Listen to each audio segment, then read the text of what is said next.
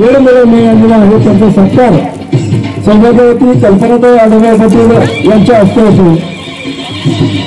खूपच आनंदाची गोष्ट आहे, कारण कृषी विभागामध्ये पहिल्यांदाच कृषी सहाय्यक महिला म्हणून पहिल्यांदा सत्कार होतो आहे आणि 2 वर्षामध्ये सलग मी या क्रीडा क्लब महोत्सवामध्ये मी भाग घेते आणि लहानपणापासून शाळेमध्ये याची आवड होतीच, परंतु या मध्यंतरीच्या काळात आम्हाला याच्याबाबत काहीच माहिती नव्हतं आणि म्हणजे आमच्या ज्या मनामध्ये जे आहे का आमच्यामधले खेळाडू आहे ते कुठेच करता येत नव्हतं।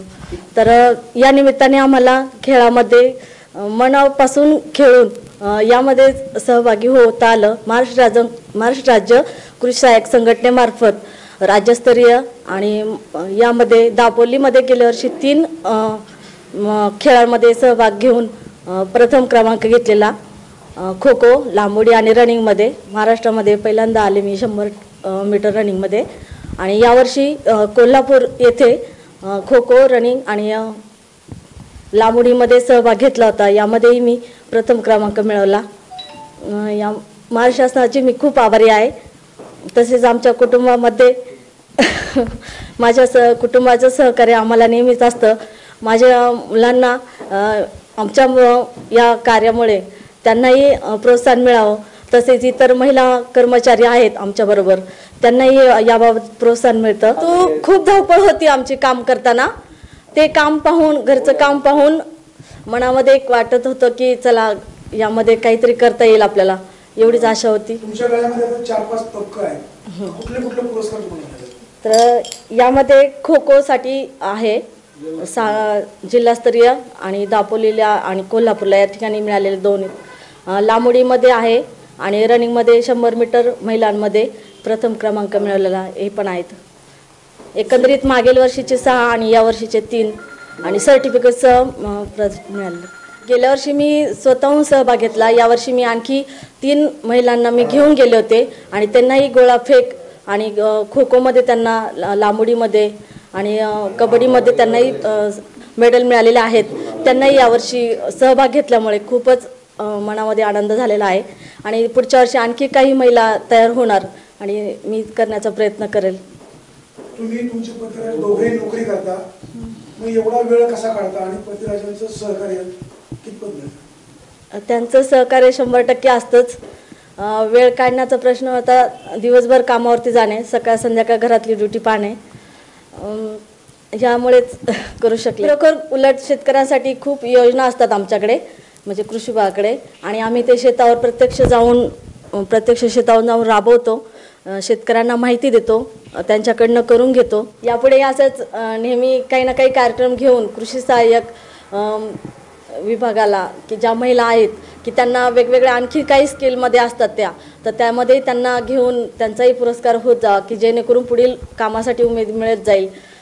हे झालं खेळामध्येच, पण काही वक्तृत्व स्पर्धेत असतात, काही कलेमध्ये असतात, तर त्याबद्दल आणि इतर कामामध्ये जे आहेत त्यांचं केलं जावं अभिनंदन असं वाटतं मला। ठिकाणी श्री आढळराव पाटील यांच्या अर्धांगिनी आज माझ्या घरी आले आणि त्यांनी माझं अभिनंदन केलं।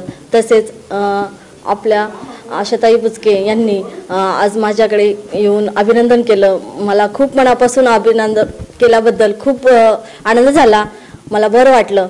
तसेच आपण आज या ठिकाणी माझा इंटरव्ह्यू घेण्यासाठी आलात, तुमचेही आभार मानते। आमचे संयोजक तालुका कृषी अधिकारी त्यांच्याही मनापासून खूप आभार मानते। आज या ठिकाणी आपण पाहिलं की एक महिला अधिकारी, कृषी सहाय्यक म्हणून काम करणाऱ्या प्रमिलाताई शरद बाळसराफ या स्वतः एक कृषी सहाय्यक म्हणून काम करतायत। पदावर काम करत असताना शेतकऱ्यांना निश्चितपणाने चांगल्या पद्धतीचं त्यांचं आयोजन नियोजन असतं। त्याचबरोबर काम करताना देखील या ठिकाणी स्वतःचं घर, कुटुंबामध्ये असणाऱ्या सर्व जबाबदाऱ्या सांभाळून मुलांकडे लक्ष देऊन एक अधिकारी जेव्हा महाराष्ट्र राज्यावर अनेक प्रकारची अशी पदकं मिळवते, त्याच्याबद्दल आम्हाला खो खोमध्ये असेल, या ठिकाणी लांबोडीमध्ये असेल, रेसमध्ये असेल, आणि खरोखर आज रेसमध्ये असणाऱ्या महिलांना चॅलेंज करण्याचं काम एक महिला अधिकारी करते आहे याचं आम्हाला कौतुक आहे की खरं माझ्या विभागातील ज्या वेळेला लग्न झालं त्यावेळेला पहिली त्यांची नियुक्ती झाली ती सांगलीमध्ये आणि लग्न झाल्याबरोबर दोघी बहिणी सांगलीमध्ये गेल्यात. त्या मूळच्या आळेफाट्याच्या भुजबळ परिवारातील आहेत आणि दोन्ही बहिणी यांना मी त्यावेळी या ठिकाणी लग्न झालं आहे नव्यानेच येत असताना त्यांना या ठिकाणी संधी मिळावी म्हणून या राज्याचे राज्यमंत्री कृषीचे दादा जाधवराव यांच्याकडनं मोठी म्हणजे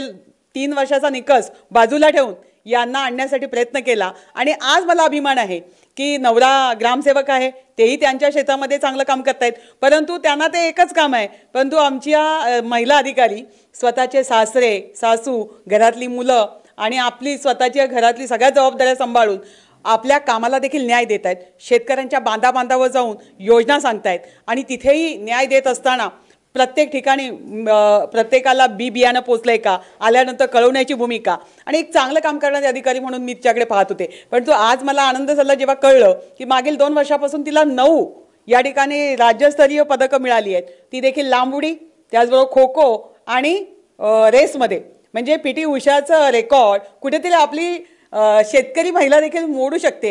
एक अधिकारी म्हणून देखील ती काम करत असताना हे सगळं सांभाळू शकते जोपासू शकते याचं एकमेव कारण तिचा रोजचा प्रवास रोजची ती बांधाबांधावर फिरते म्हणून तिच्या अंगामध्ये ती शक्ती आहे आणि त्या शक्तीला आज तिला प्रेरणा मिळते की मी जर घडली तर माझ्या मुलांना मी घडवू शकते. एक महिला घडली याचा आम्हाला सार्थ अभिमान आहे. या ठिकाणी शिवसेना परिवाराच्या वतीने आणि निश्चितपणाने ताई आल्या ताई बोलतील परंतु या ठिकाणी खासदार शिवाजीदादा पाटील यांच्या वतीने देखील माझ्या ह्या महिला पदाधिकाऱ्यांना हिला आणि हिच्या सर्व उद्याच्या होणाऱ्या महिला पदाधिकारी ज्या सहभागी होत्या सगळ्यांना लाख लाख शुभेच्छा देते नवीन वर्षाच्या देखील. आणि आज आम्ही हळदीकुंकासाठी आलो आहे. त्याचबरोबर या ठिकाणी येण्याचा योग आला आणि कळल्याबरोबर कल्पना ते म्हणाले की आपल्याला तिच्या घरी जायचं आहे तिचं अभिनंदन करायचं आहे त्यामुळे या ठिकाणी पुन्हा एकदा आम्ही सर्वजण तिचं अभिनंदन करतोय. आणि आज प्रमिला शरद बाळ सराफ ज्यांचे मिस्टर ग्रामसेवक आहेत आणि या प्रमिलाताई कृषी अधिकारी आहेत. नुसतं शेतावर बांधावर जाऊन त्यांनी तर त्यांच्या योजना राबवल्याच आहेत पण त्यांच्याकडे एक लहानपणापासून जे कौशल्य होतं शाळेत असल्यापासून आपल्याला वाटत होतं आपण शाळेमध्ये क्रीडा कला सगळंच असतं आपल्या अंगामध्ये पण त्यांनी यावेळेला कृषी अधिकारी असताना सुद्धा त्यांनी यामध्ये भाग घेऊन राज्यस्तरीय अनेक पदकं त्यांनी मिळवली. जवळजवळ मला वाटतं 9 पदकं त्यांच्याकडे आहेत बरोबर ना. सतत 2 वर्ष एकदा कोल्हापूरला एकदा माझ्या माहेरी म्हणजे कोकणामध्ये म्हणजे याचाही मला अभिमान आहे कोकणामध्ये त्या जाऊन आल्यात आणि त्यांच्या स्वतः त्यांच्या पतीने त्यांना साथ दिली कारण हे काय माहिती आहे जे कुठलंही काम करत असताना महिलांना प्रोत्साहन देणं ही सुद्धा चांगली गोष्ट आहे आणि ते त्या पती त्यांचं त्यांनी काम केलेलं आहे आणि म्हणून त्या पुढे जाऊ शकलेत. आज आपण बघितलं सावित्रीबाई फुले या जर नसत्या तर मला वाटतं महिला पुढे आल्या नसत्या. त्या ज्या आपल्या होत्या त्यांनी जे केलेलं काम म्हणूनच आज समाजामध्ये अनेक महिला चांगलं काम करतात दिसत आहेत. त्यांच्या अंगभूत कुलागुणांना वाव मिळतोय आणि आज कुठेही घरामध्ये त्यांना व्यत्यय येत नाहीये की त्या तुम्हाला जर ते करायचंय तर तुम्ही तुमचं घर सांभाळून अनेक तुमच्या असलेल्या अंग कलागुणांना तुम्ही वाव देऊ शकता नोकरी करू शकता घरातल्या जबाबदाऱ्या महिला सांभाळते आणि हे सगळं करत असताना या ताईंचा आम्हाला अभिमान आहे कारण आम्हाला आणि त्यांचं अभिनंदनच करायला मिळालं.